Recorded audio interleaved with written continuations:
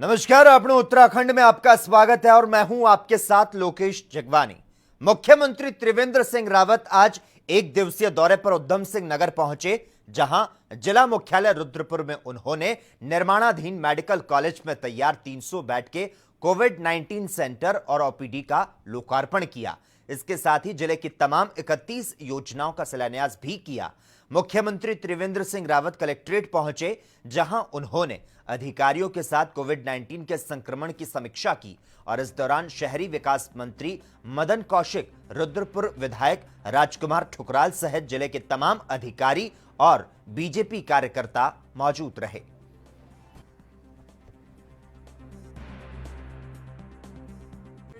को लेकर के यहाँ पर बहुत अच्छी व्यवस्थाएं हुई हैं।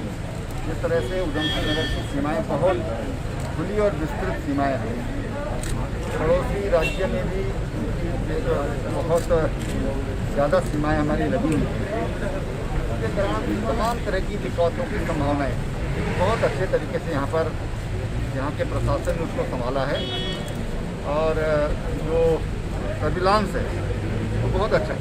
समय समय पर जो आवश्यकता पड़ी, जो फीडबैक यहाँ से मिलती रही, तो राज्य सरकार ने उसको लेकर के निर्णय लिए, चाहे लॉकडाउन से संबंधित मसले होंगे या फिर जो सर्विलांस है, जो यहाँ पर जो सुविधाएं बढ़ाने का अस्पताल में वो तमाम व्यवस्थाएं की हैं और पर्याप्त व्यवस्थाएं यहाँ पर हैं। मुझे लगता है कि कोविड पर अच्छा काम यहाँ की टीम ने किया, चाहे प्रशासन की टीम हो चाहे मेडिकल।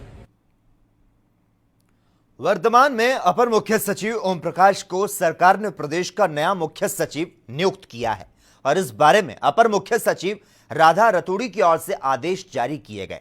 1987 बैच के आईएएस और मौजूदा वरिष्ठतम अपर मुख्य सचिव ओम प्रकाश का नया मुख्य सचिव बनना तय माना जा रहा था। सूबे की नौकरशाही के प्रमुख मौजूदा मुख्य सचिव उल्पत कुमार सिंह 31 जुलाई को सेवानिवृत्त हो गए। इसके बाद नया प्रमुख कौन बनेगा, इसे लेकर गत कई दिनों से चर्चाएं जोरों पर थी।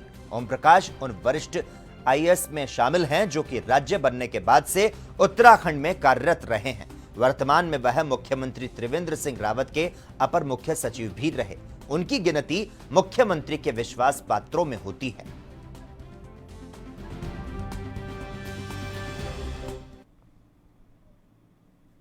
उत्तराखंड में करीब 500 करोड़ के हुए सिडकुल घोटाले मामले में आईजी गढ़वाल अभिनव कुमार ने एसआईटी को काम में तेजी लाने के निर्देश दिए हैं और इसके साथ ही आईजी ने यह भी साफ किया कि घोटाले के दस्तावेज गायब नहीं हुए, बल्कि यह संभावना प्रकट की गई थी कि कहीं इस प्रकरण में कुछ दस्तावेज गायब ना हो गए हों।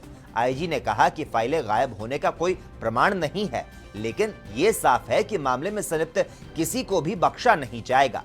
फाइलें गायब होने के पुख्ता प्रमाण मिलते हैं तो कार्रवाई की जाएगी। देखिए, ये मुझे लगता है कल जो हमने मीटिंग की थी उसके संबंध में कुछ भ्रामक स्थिति उत्पन्न हुई है। उसमें मीटिंग में रिव्यू में ये बात आई थी कि अभी कुछ प्रकरणों में हमें पूरे दस्तावेज नहीं मिल पाए हैं और ये संभावना व्यक्त की गई थी कि शायद इनमें से कुछ प्रकरणों में दस्तावेज गायब ना हो गए हों। तो उसमें मैंने यही निर्देश दिए थे सभी हमारे चारों जनपदों को कि भाई अगर किसी भी प्रकरण में ये तथ्य आता है संज्ञान में कि कोई पत्रावली गायब है, तो पहली बात ये कि उसका हमारे पास लिखित सूचना होनी चाहिए संबंधित अधिकारियों से कि ये फला फला प्रकरण की पत्रावली गायब है। हम मौखिक रूप से इस सूचना का कोई महत्व नहीं मानेंगे। और दूसरी बात ये, अगर वो लिख के देते हैं तो फिर सरकारी दस्तावेज के गायब होना अपने आप में एक संगीन मामला है, अपराध भी बनता है उसमें। तो उनसे फिर एफआईआर लेके और उसमें भी अलग से एफआईआर दर्ज करके उसमें इन्वेस्टिगेशन किया जाए। अभी तक की हमारे पास विवेचना में ये बात बिल्कुल सही नहीं है। डोईवाला के भोगपुर में पीडब्ल्यूडी द्वारा किए जा रहे मोटर मार्ग निर्माण कार्य को लेकर ग्रामीणों में काफी आक्रोश नजर आ रहा है। निर्माण कार्य में हो रही देरी से ग्रामीण काफी नाखुश हैं, तो साथ ही निर्माण सामग्री की गुणवत्ता पर भी सवाल उठाए जा रहे हैं। एक रिपोर्ट देखिए।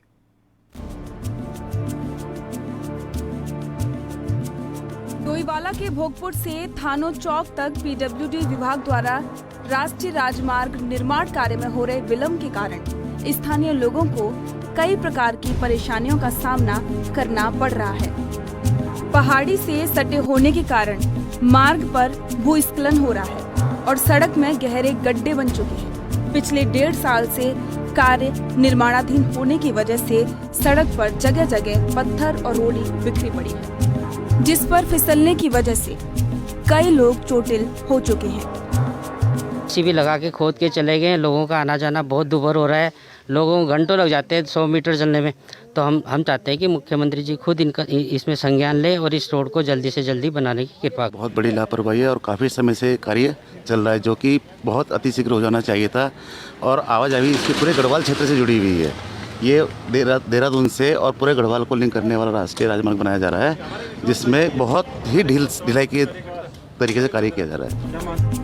वहीं ठेकेदार द्वारा जो निर्माण कार्य किया जा रहा है उसमें कई प्रकार की खामियां पाई गई हैं। सड़क के किनारे अतिक्रमण रोकने के लिए 2 फीट ऊंचाई की दीवार बनाई जा रही है, जो कि बिना सहारे के ही खड़ी कर दी गई है। कार्य की गुणवत्ता से भी लोग संतुष्ट नहीं हैं, जिस वजह से लोग पीडब्ल्यूडी विभाग पर कार्य की अनदेखी करने का आरोप लगा रहे हैं। से ऊपर हो गया है तो काम बिल्कुल धीमी प्रगति से चल रहा है। मतलब कई ठेकेदार बदल गए और काम की जो गुणवत्ता है सही नहीं है और टेम्परेरी काम हो रहा है बिल्कुल। पुस्ते जो बना रहे हैं मतलब इनमें भी लापरवाही बढ़ती जा रही है और इनकी जो पैमाइश है वो भी ठीक नहीं है और जो काम है ढंग से ही नहीं हो पा रहा है। मेरी जेई साहब से बात हुई, जेई साहब ने कहा कि काम बंद करवा दो। मतलब एक जनप्रतिनिधि होने के नाते मैंने उनसे कहा भाई काम की गुणवत्ता सही नहीं है, तो उनके इस प्रकार के वर्ड शोभा नहीं देते। उसे लगातार ये पहाड़ इसी तरह दरक रहा है, इसी तरह टूट रहा है। आए दिन यहाँ पे हमारे आने जाने गाड़ियों को परेशानी तो हो रही है, लोकल भी परेशानी हो रही है, प्लस इस पर चोट लगने का ज़्यादा खतरा है और कोई ज़्यादा प्रोसेस से काम भी नहीं हो पा रहा है। अभी आप आए, आपके ऊपर पत्थर गिरा? हाँ, एक दिन सुबह मैं यहाँ से जा रहा था, अचानक से पूरा पहाड़ी दरक पड़ा नीचे और मैं बाल बसते हुए यहाँ से नीचे बड़ी मुश्किल से गाड़ी छोड़ के नीचे भागना पड़ा मुझे। और सुबह कोई हेल्प वाला भी नहीं था यहाँ पे, तो कोई गाड़ी हो कुछ हो, कोई बंदा यहाँ पे निशान मार दे, कुछ मार दे, साइन कर दे कि डेंजर का जोन है, कुछ निशान नहीं है सर यहाँ पे। कितनी बड़ी कमी मानते हैं प्रशासन की? जो बहुत बड़ी कमी है सर, ये तो बहुत ही बड़ी कमी है सर यहाँ पे, क्योंकि एक साइन तो होना चाहिए कि डेंजर जोन का। यहाँ पे डेंजर जोन का कोई साइन भी नहीं है। इन तमाम समस्याओं और शिकायतों पर पीडब्ल्यूडी विभाग के अधिकारी अभियंता का कहना है कि निर्माण में जो विलंब हुआ है वह कोरोना वायरस की वजह से हुए लॉकडाउन के कारण हुआ है। मार्च 2021 तक ये निर्माण कार्य पूर्ण कर लिया जाएगा। उसमें जो भूतपूर्व अपनी राइट ऑफ वे जो होता है हमारा ROW, उसके डिमार्केशन के लिए एजिंग लगा रहे हैं, तो उसमें पक्के का प्रावधान होता ही नहीं है, इसलिए पक्का नहीं किया जा रहा। पक्के की उसमें आवश्यकता भी नहीं है। और दूसरा थोड़ा बीच में इसमें फॉरेस्ट का कुछ ज़मीनों का मसला रहा, इसलिए थोड़ा लिंगर ऑन रहा।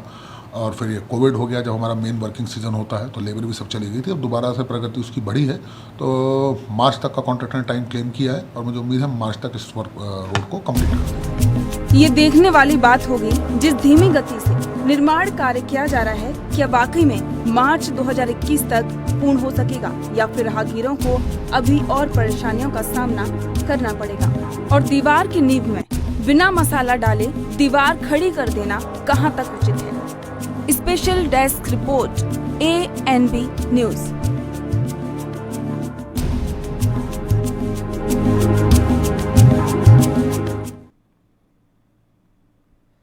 उत्तराखंड में कोरोना के मरीजों की संख्या लगातार बढ़ रही है। अभी तक के आंकड़ों की अगर बात की जाए तो कोरोना के मरीजों की संख्या 6,866 तक पहुंच चुकी है और ऐसे में स्वास्थ्य विभाग भी पूरी सतर्कता के साथ काम कर रहा है। कोरोना संक्रमण के बाद से तकरीबन 4 लाख लोग प्रवासियों के तौर पर उत्तराखंड में प्रवेश कर चुके हैं। लिहाजा स्वास्थ्य विभाग पूरी जिम्मेदारी के साथ अपना काम कर रहा है। तो वहीं चारधाम यात्रा में अन्य राज्य से आने वाले लोगों को भी सरकार की तरफ से अनुमति दे दी गई है। ऐसे में स्वास्थ्य विभाग के साथ दोहरी चुनौती देखी जा सकती है।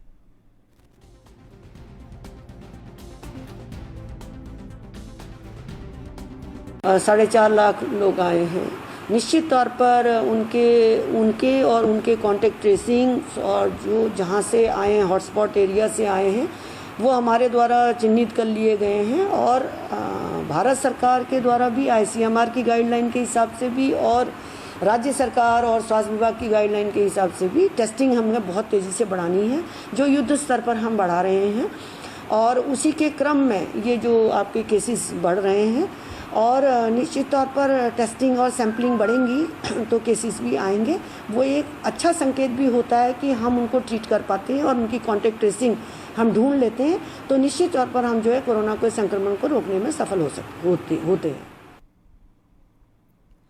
2 दिनों से लगातार हो रही बारिश से जहां एक और धर्मनगरी हरिद्वार में आम जनजीवन पूरी तरह से अस्त व्यस्त हो चुका है, तो वहीं हरिद्वार को देहरादून को जोड़ने वाले मुख्य मार्ग राष्ट्रीय राजमार्ग 58 पर बने पुल में दरार आ गई है, जिससे राष्ट्रीय राजमार्ग पर वाहनों की आवाजाही प्रभावित है।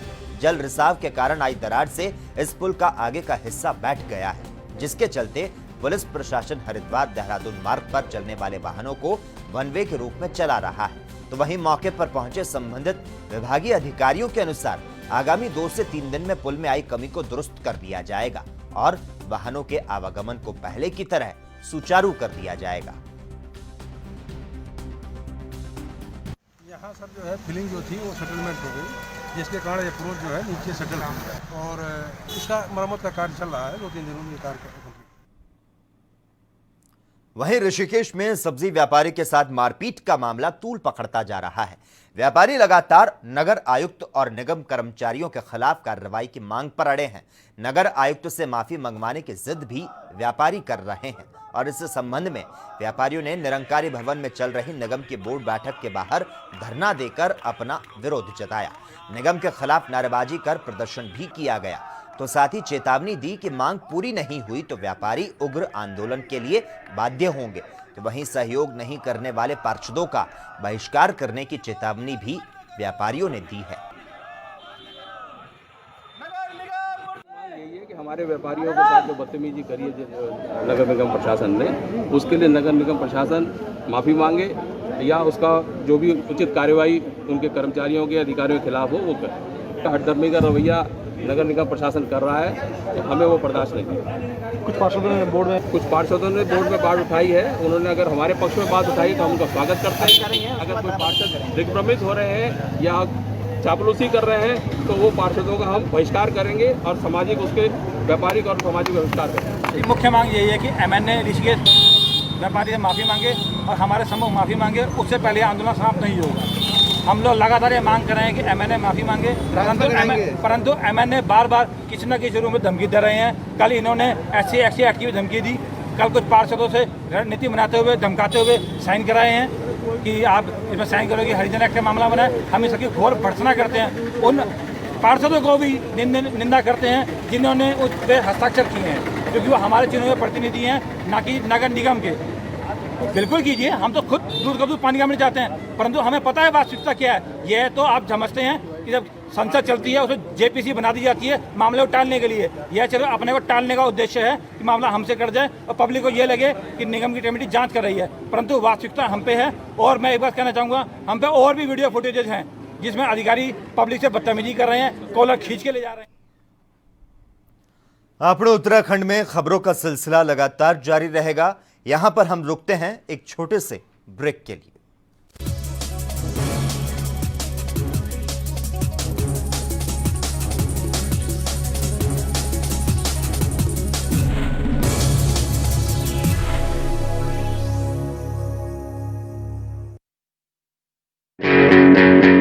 All India ISC Class 12 topper Sumit Kumar Tripathi of CMS Gomti Nagar, who secured 99.75%, was awarded ₹2 lakhs as prize by CMS. Online classes in CMS will continue till the government reopens the schools. Prescribed syllabus, book list and timetable available on www.cmseducation.org.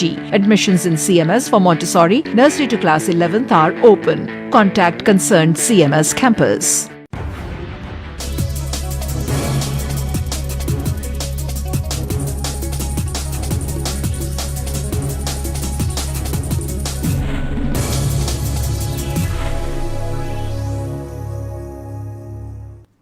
Break के बाद अपने उत्तराखंड में एक बार फिर से आपका स्वागत है। रुड़की के सिविल लाइन क्षेत्र में हरिद्वार रुड़की विकास प्राधिकरण की अनुमति के बिना निर्माण कार्य जोरों पर है। क्षेत्र के सिविल लाइन में दूसरी मंजिल पर चारों ओर पर्दे लगाकर तेजी के साथ अवैध निर्माण जारी है, जिसको लेकर साफ तौर पर कहा जा सकता है कि निर्माणकर्ताओं को शासन प्रशासन का किसी भी तरह का कोई खौफ नहीं है।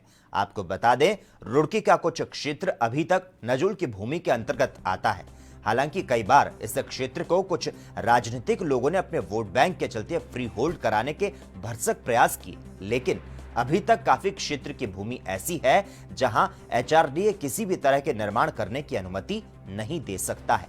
फिर भी बहुत से लोग सभी कानून के नियमों को ताक पर रखकर निर्माण करने में लगे हुए हैं।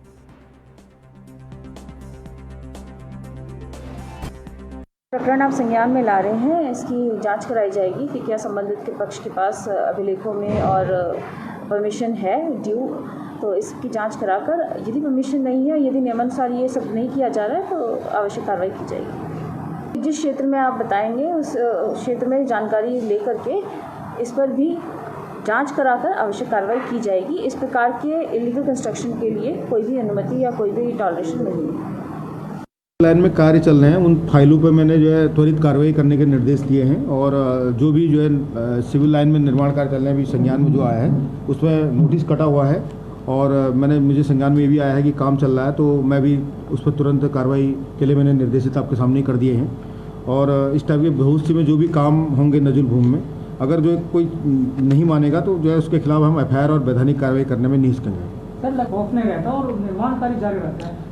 देखिए, जो निर्माण कार्य चलते हैं और हमारे जो एक नियम के अनुसार हमको पहले नोटिस काटना होता है, नोटिस के बाद शो कॉज जारी करना होता है, उसके बाद जो है अन्य कार्रवाई करनी होती है।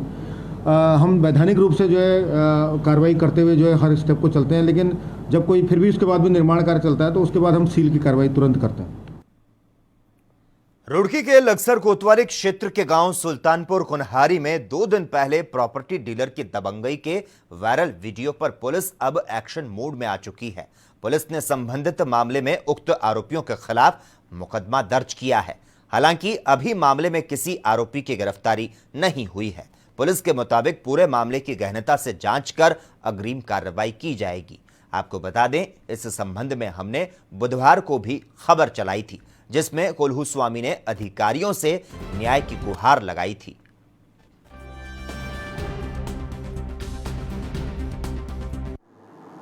रूटीन चेकिंग जो अलग अलग थानों में क्रमिक रूप से कुछ अधिकारियों कर्मचारियों की निरंतर रोटेशन से कराई जा रही है, उसी रूटीन सैंपलिंग के रिजल्ट्स आए हैं भगवानपुर थाने के, जिसमें चौकी और मंडावर और भगवानपुर थाने के 7 पुलिसकर्मी पॉजिटिव पाए गए हैं। उन सभी पुलिसकर्मियों को आइसोलेट कराया गया है, उनके प्राइमरी कॉन्टैक्ट्स की पड़ताल की जा रही है और उन्हें भी क्वारंटाइन कराया जाएगा। साथ ही एहतियातन थाने को सैनिटाइज कराने की कार्रवाई की जा रही है और इस अवधि में चौकी काली नदी से थाने का सामान्य कार्यकरण कराया जाएगा, ताकि जनता को किसी भी प्रकार की कोई असुविधा न होने पाए। जब तक प्रॉपरली थाना सैनिटाइज्ड नहीं हो जाता है और कार्य करने के लिए सुरक्षित नहीं हो जाता है, तब तक सैनिटाइजेशन की प्रक्रिया चलती रहेगी। निरंतर ये जो लोगों को सेंसिटाइज करने की और पुलिसकर्मियों को एहतियात बरतने की जो स्थिति है वो अमल में लाई जा रही है। भगवान श्री राम मंदिर का अयोध्या में 5 अगस्त को प्रधानमंत्री नरेंद्र मोदी द्वारा भूमि पूजन किया जाएगा। देश भर में मंदिर निर्माण को लेकर काफी उत्साह देखने को मिल रहा है। हरिद्वार में भी 5 अगस्त को भगवान श्री राम मंदिर के भूमि पूजन के दौरान कई हजार दीपक जलाए जाएंगे। इन दीपों से हर की पौड़ी भी जगमग हो जाएगी, जिससे अयोध्या के साथ साथ हरिद्वार में हर की पौड़ी का नजारा अलग ही देखने लायक होगा। जैसा कि आप सभी जानते हैं कि 5 अगस्त 2020 को वो एक ऐतिहासिक पल आने वाला है, जिसमें श्री अयोध्या जी में श्री राम मंदिर निर्माण प्रारंभ हो रहा है। श्री राम मंदिर निर्माण का शिलान्यास माननीय प्रधानमंत्री जी द्वारा किया जा रहा है। इसी खुशी के अवसर पर, इसी ऐतिहासिक क्षण पर हमारे द्वारा श्री गंगा सभा के द्वारा भी हर की पौड़ी में दिए प्रज्वलित करते हुए पूरे हर की पौड़ी क्षेत्र को दियों से सजाया जाएगा। मेरा आप सभी से भी यही अनुरोध है कि इस ऐतिहासिक क्षण में, इस खुशी के अवसर पर आप सब भी अपने घरों में दिए प्रज्वलित करते हुए श्री राम मंदिर निर्माण प्रारंभ होने की खुशी जाहिर करें और भगवान श्री राम की आराधना करें, भगवान श्री राम का आशीर्वाद लें और इस ऐतिहासिक पल को मिलजुल कर एक त्योहार के रूप में मनाएं। जहां पूरे देश में कोरोना वायरस को हराने के लिए हर कोई अपनी अपनी जिम्मेदारी को निभा रहा है, तो वहीं रानीखेत की मित्र पुलिस अपनी जिम्मेदारियों को बखूबी निभा रही है। रानीखेत के माइक्रो कंटेनमेंट एरिया में लोगों को बाहर निकलने की अनुमति नहीं है। ऐसे में रानीखेत के प्रभारी निरीक्षक रमेश सिंह बोरा लोगों को सभी सुविधाएं बाजार में उपलब्ध करा रहे हैं। कंटेनमेंट जोन में किसी को जब 2000 रुपए की आवश्यकता हुई तो प्रभारी निरीक्षक ने अपनी जेब से 2000 रुपए उपलब्ध कराए।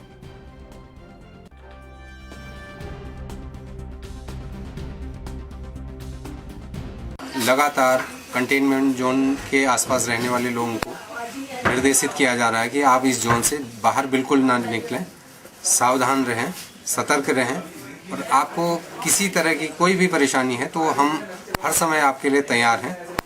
कुछ लोगों को पैसों की समस्या आ रही थी कि हमारे पास रुपए नहीं हैं, तो मेरे द्वारा एक व्यक्ति के कहने पर मेरे द्वारा 2000 रुपये उस व्यक्ति को तत्काल उपलब्ध कराया गया। मेरे द्वारा बताया गया कि जब आपके पास होंगे तब मुझे लौटा देना।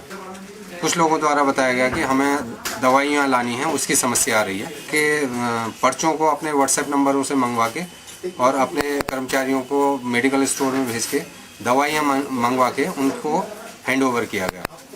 और इसके अलावा सब्जी और राशन के लिए लोगों ने बताया कि हमें परेशानी हो रही है। एसडीएम महोदय से वार्ता करके वहाँ पर राशन और सब्जी की व्यवस्था और दूध की व्यवस्था करवाई गई कंटेनमेंट जोन के बाहर।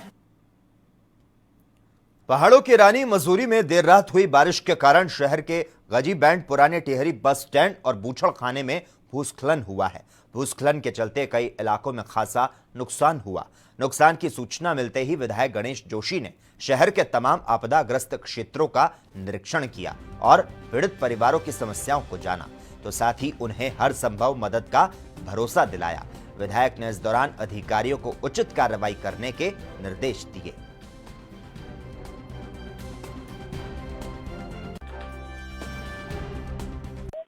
भारी भूस्खलन से मैं जहाँ पर खड़ा हूँ, यहाँ पर कुछ गरीब लोगों ने अपनी दुकानें बना रखी थी और जो दिखाई दे रही है ये सारे जितने भी ये मकान है डेंजरस जोन में है और कभी भी गिर सकते हैं।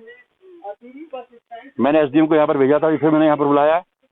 एक तो इनको यहाँ से शिफ्ट करना बहुत जरूरी है, नहीं तो कोई कैजुअल्टी यहाँ पर हो सकती है।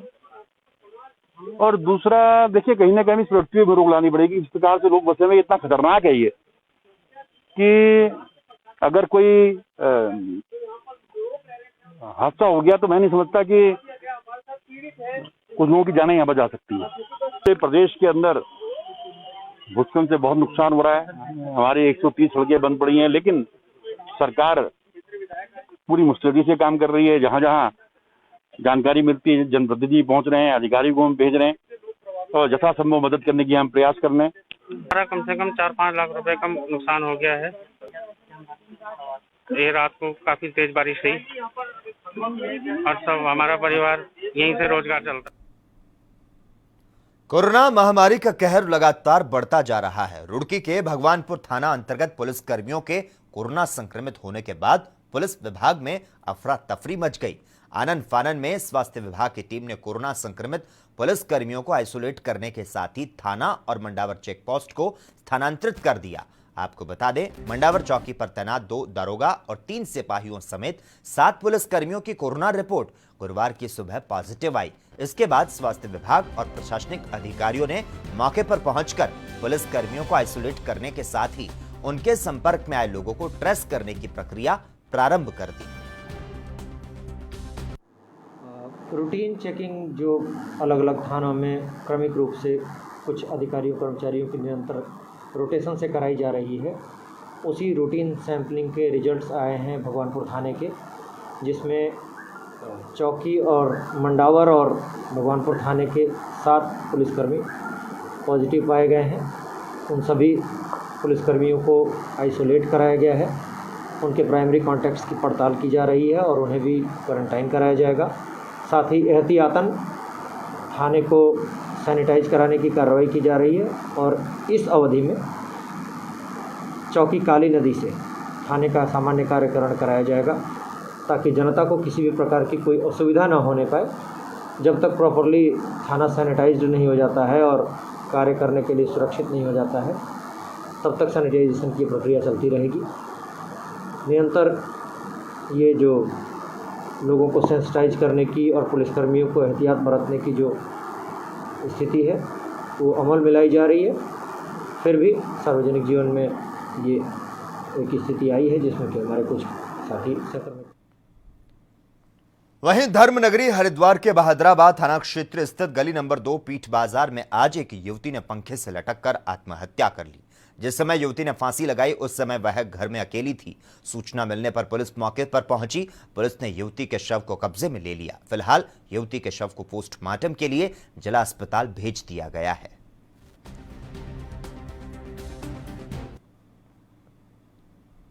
और इसी के साथ ही आप लोग उत्तराखंड में इतना ही, लेकिन देश और दुनिया की तमाम अहम खबरों के लिए लगातार आप जुड़े रहिए और देखते रहिए ANB न्यूज़।